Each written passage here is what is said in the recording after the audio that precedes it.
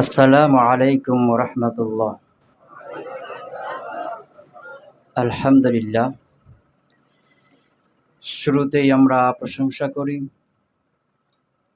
আমাদের মহান রব আল্লাহ পাক রব্বুল আলামিনের। আমরা সকলেই মহব্বতের সাথে হৃদয়ের গভীর থেকে বলি আলহামদুলিল্লাহ। দরুদ ও তাসলিমা বর্ষিত হোক আমাদের প্রিয় হাবিব, আমাদের নবী, যার সম্পর্কে আমাদেরকে কবরে জিজ্ঞাসা করা হবে। আমরা সকলেই মহব্বতের সাথে তার প্রতি দরুদ বর্ষণ করি। আমরা সবাই বলি আল্লাহুম্মা সাল্লি আলাইহি, আল্লাহুম্মা বারিক আলাইহি। আজকের অনুষ্ঠানে উপস্থিত আমার শ্রদ্ধেয় ওস্তাদ, আমার গুরুজন এবং অন্যান্য সম্মানিত শিক্ষকবৃন্দ এবং আমার সামনে বসে থাকা ইলম পিপাসু ছাত্র ভাইরা,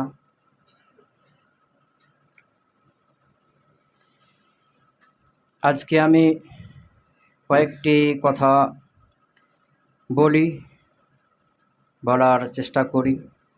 ওমা তৌফিকিন ইল্লা বিল্লাহ। প্রথম কথা, যে আমরা এই পৃথিবীতে আসার আগে আমাদের কোনো নাম ছিল না, আমাদের কোনো সম্পর্ক ছিল না, আমরা ছিলাম মাদুম, কোনো অস্তিত্ব আমাদের ছিল না। পৃথিবীতে যখন আমরা আসলাম মায়ের গর্ভ থেকে এই পৃথিবীতে, তখন আমাদের সম্পর্ক তৈরি হলো পিতামাতার, ভাই বোন, চাচা ফুফু, দাদা দাদি, নানা নানি, এই সম্পর্কগুলো আমাদের তৈরি হয়ে গেল।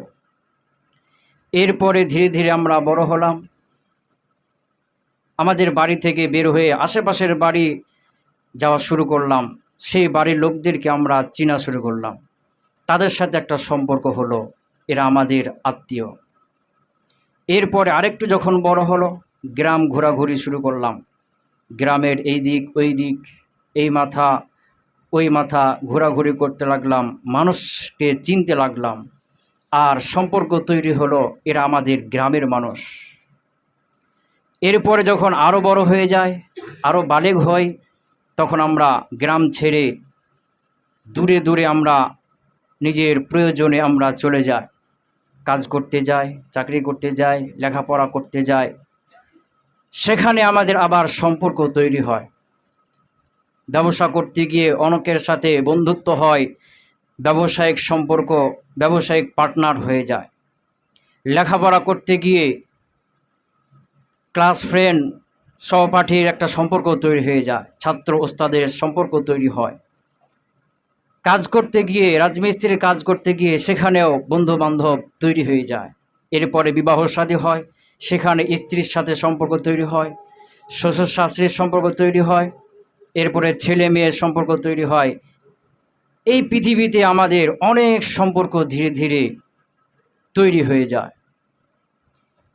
আর অনেক জায়গা আছে, অনেক মানুষ আছে এই পৃথিবীতে যাদের সাথে আমাদের কখনো দেখাই হয়নি, মরার আগে হয়তো হবেও না, তাদেরকে আমরা চিনিও না, তাদের সাথে আমাদের কোনো সম্পর্কও নাই। এই যে পৃথিবীতে যতগুলো সম্পর্ক রয়েছে আমাদের মধ্যে, এর মধ্যে সবচাইতে গুরুত্বপূর্ণ সম্পর্ক হলো ঈমানের সম্পর্ক, ঈমানিয়াতের সম্পর্ক। যার মধ্যে ঈমান আছে সে আমার ভাই। পৃথিবীর আনাচে কানাচে যেখানেই যে থাক, আমি চিনি না, তার মধ্যে ঈমান আছে, আমার মধ্যেও ঈমান আছে, সে আমার ভাই। আমার পিতার মধ্যে যদি ঈমান না থাকে, তাহলে তার সাথে আমার কোনো সম্পর্ক নেই। আমার ভাইয়ের মধ্যে যদি ঈমানের সম্পর্ক না থাকে, আমার ভাইয়ের মধ্যে যদি ঈমান না থাকে, তাহলে তার সাথে আমার কোনো সম্পর্ক নেই। তবে হ্যাঁ, আমার পিতা মাতা ভাই এই সম্পর্ক আছে, সাথে সাথে তাদের মধ্যেও ঈমান আছে, আমার মধ্যে ঈমান আছে, তাহলে এই সম্পর্কটা আরও দৃঢ় মজবুত হলো। পৃথিবীতে সবচাইতে মজবুত যে সম্পর্ক সেটা হলো ঈমানের সম্পর্ক। এই ঈমানের সম্পর্ক আপনার মৃত্যুর পরেও থাকবে। এই যে বাপ ভাই পিতা মাতা বন্ধু বান্ধব স্ত্রী সন্তান, এই যে যত সম্পর্ক আছে মৃত্যুর সঙ্গে সঙ্গে সমস্ত সম্পর্ক ছিন্ন হয়ে যাবে। একটাই সম্পর্ক থাকবে, সেটা হলো ঈমানিয়াতের সম্পর্ক, আল্লাহর প্রতি বিশ্বাস, আল্লাহর প্রতি ভরসা। এই ভরসা, এই ঈমানটা নিয়েই আমাকে আপনাকে কবরে যেতে হবে। এই ঈমানটা নিয়েই কিয়ামতের ময়দানে উপস্থিত হতে হবে। এই ঈমান নিয়েই ফুলসিরাত পার হতে হবে। এই ঈমানটা নিয়েই আমাকে জাহান্নাম থেকে বাঁচতে হবে, জান্নাতে যেতে হবে। সুতরাং ঈমানের সম্পর্কের চাইতে বড় কোনো সম্পর্ক এই পৃথিবীতে আর নেই। এই ঈমানের কারণে সাহাবায়ে কেরাম দেশ ছেড়েছেন, পরিবার ছেড়েছেন, ব্যবসা বাণিজ্য ছেড়েছেন, ঘর বাড়ি ছেড়েছেন, শুধু ঈমানের কারণে, ঈমান রক্ষার কারণে।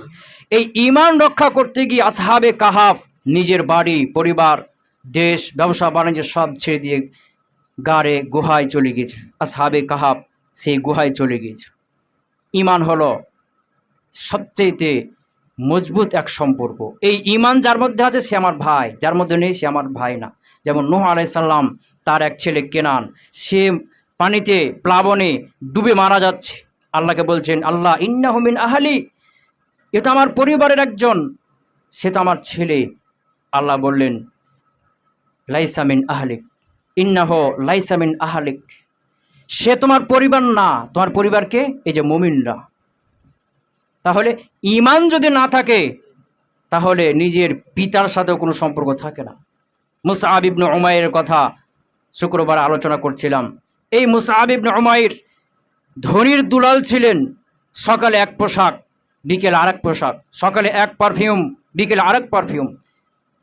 তিনি ইসলাম গ্রহণ করলেন, তখন তার মা তার থেকে সব কিছু ছিনিয়ে নিল। তিনি নিঃস্ব হয়ে আল্লাহ রাসূলের কাছে আসলেন। এরপরে বদরের যুদ্ধে শরিক হলেন। বদরের যুদ্ধে 70 জন কাফেরকে বন্দী করা হয়েছিল। এই কাফেরদের মধ্যে ছিল মুসআব ইবনে উমাইর রাদিয়াল্লাহু আনহুর ভাই। তো মুসআব ইবনে উমাইর রাদিয়াল্লাহু আনহুর ভাইকে যখন সাহাবায়ে কেরাম বাঁধছিলেন, দড়ি দিয়ে রশি দিয়ে বাঁধছিলেন, তখন তিনি বলছেন মুসআবকে লক্ষ্য করে যে, হে মুসআব, আমি তো তোমার ভাই, তাকে বলো আমাকে যেন না বাঁধে বা আমাকে যেন একটু হালকা করে বাঁধে। তখন মুসআব ইবনে উমাইর রাদিয়াল্লাহু আনহু বলেছিলেন যে, তুমি আমার ভাই না, তোমাকে যারা বাঁধছে তারা আমার ভাই। তুমি আমার ভাই না, তোমাকে যারা বাঁধছে তারা আমার ভাই। ওই সাহাবায়ে কেরামকে বলছেন যে তোমরা একে ভালো করে বাঁধো, আরো শক্ত করে বাঁধো। এর মা অনেক ধনী মানুষ, অনেক টাকা পয়সা পাওয়া যাবে। নিজের মাকেও পর করে কথা বলছেন যে এর মা অনেক ধনী মানুষ, এর বিনিময়ে অনেক টাকা পাওয়া যাবে, আর শক্ত করে বাঁধো। ঈমানিয়াতের সম্পর্ক। হযরত আবু বকর রাদিয়াল্লাহু আনহু এর ছেলে, তিনি মুসলমান হন। মুসলমান হওয়ার পরে আবু বকরকে বলছেন যে, আব্বু, বদরের যুদ্ধে আপনাকে আমি পেয়েছিলাম আমার তরবারের সামনে, কিন্তু পিতা দেখে কিছু পড়িনি, অন্যদিকে সরে গিয়েছিলাম। হযরত আবু বকর বলছেন, আল্লাহর কসম, তোমাকে যদি আমি সামনে পেতাম সেখানেই তোমাকে ধরাশায়ী করে দিতাম। তাহলে ঈমানের সম্পর্ক হলো সবচেয়ে বড় সম্পর্ক।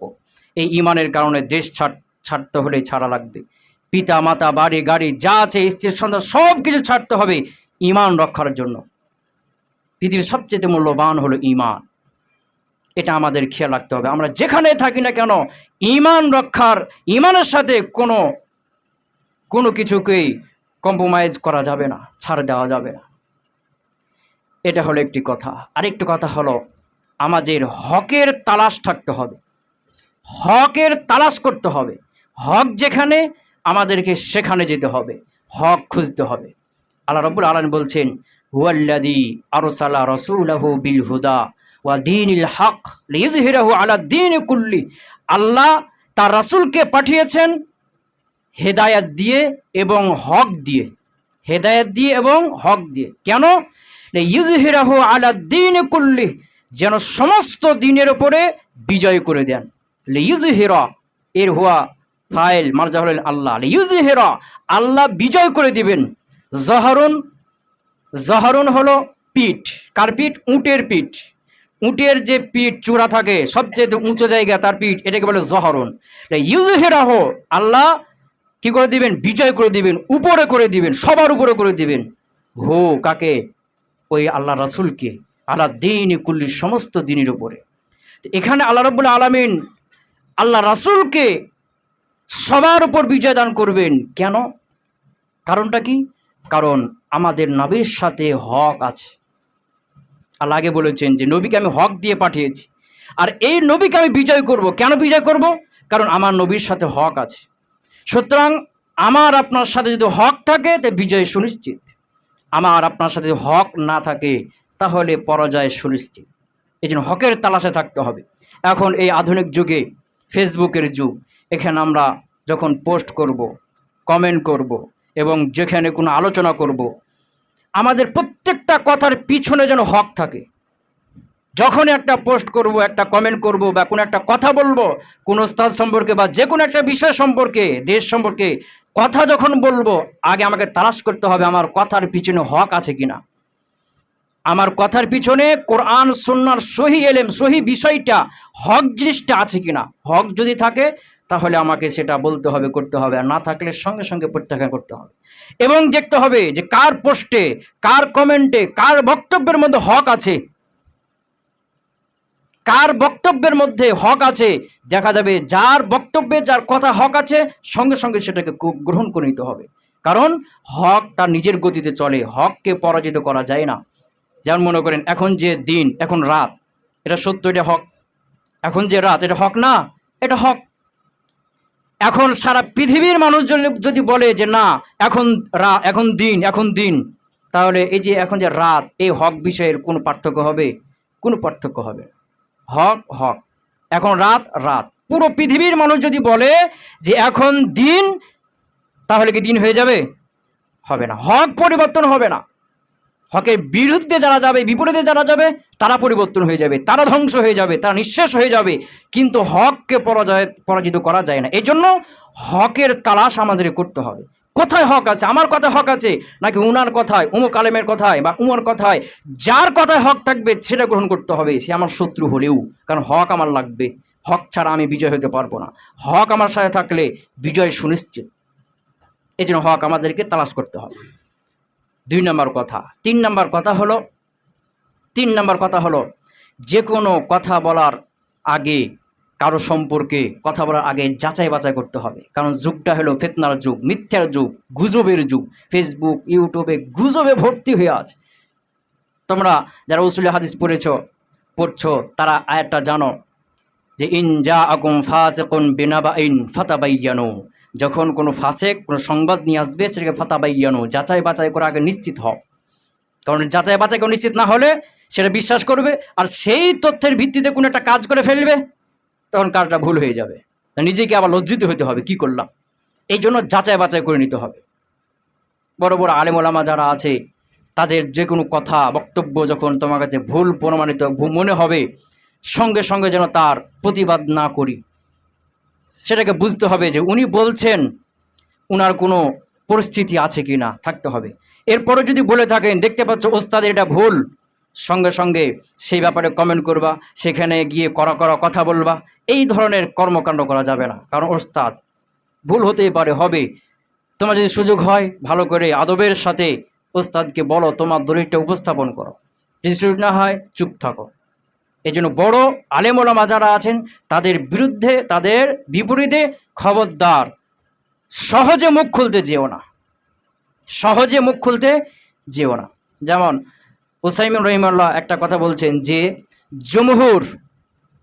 জমহুরের বিরুদ্ধে ফতোয়া দিতে যেও না। কারণ জমহুর হলো পাহাড়, এর বিরুদ্ধে ফতোয়া দিতে গেলে তোমার মাথা ভেঙে যাবে।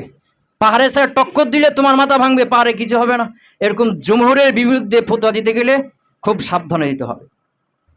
এই জন্য আলেম ওলামাদেরকে পাহাড় মনে করতে হবে, তাদের বিরুদ্ধে সহজে যাওয়া যাবে না। যাচাই বাছাই করে আমাদেরকে মানতে হবে। এই ফিতনার যুগে যাচাই বাছাই করে আমাদেরকে তথ্যগুলো বিশ্বাস করতে হবে। যে কোনো তথ্য একটা মিডিয়াতে পেয়েছি, রেডিওতে পেয়েছি, ফেসবুকে পেয়েছি, সঙ্গে সঙ্গে সেটা আমরা বিশ্বাস না করি। আল্লাহ রাব্বুল আলামিন আমাদেরকে এই বিষয়গুলো, বর্তমান যুগের এই ফিতনা থেকে বাঁচার তৌফিক দান করেন, বিষয়গুলো ভালো করে বুঝার তৌফিক দান করেন, আমাদেরকে যেন সঠিক পথে রাখেন। আল্লাহুম্মা আমিন। সুবহানাকাল্লাহুম্মা বিহামদিকা আশহাদু আল্লা ইলাহা ইল্লা আনতা আস্তাগফিরুকা ওয়া আতুবু ইলাইক।